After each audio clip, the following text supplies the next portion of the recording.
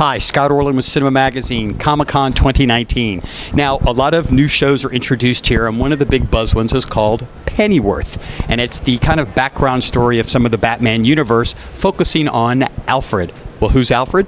This gentleman right here, Jack Bannon. Congratulations. Talk a little bit about, since we don't know that much of the historical aspect of who Alfred is, how much was on the page for you of the script, or how much research could you actually try and do?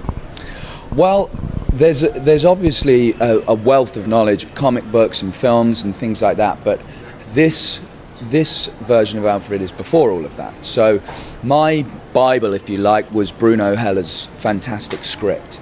That was my starting point. There was a wealth of knowledge in there about the new London that we were trying to create, the 60s, 13 degrees weirder, darker, but familiar but different. A London that you think, this is quintessentially British, I remember this, and then there'll be some fashion from the 80s or some modern day music or something like that that just challenges your perception of where we are. So it was contextualized by this make-believe world that Bruno had come up with, yeah. And obviously, from what we know of the Batman films, Alfred was, a good butler. He was a good chef. He kind of took care of a lot of things. We see so much more complexity now to this man. I mean, not only human-wise of who he was, but he had a pretty good skill set with guns and other things too. So how was that for you to tap into?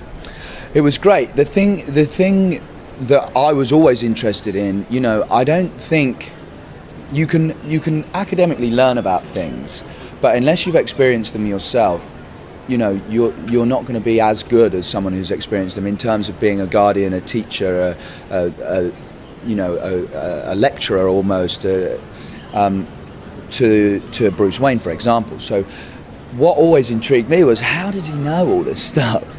And how is he so good? And how does he understand the fight, against dark and evil and things like that? And this series really fills that in. You know that when these later versions we've seen, and he's saying to Bruce this, that, and the other, you go, Alfred's got some stuff going on. We don't really know who he is, and this fills in those blanks.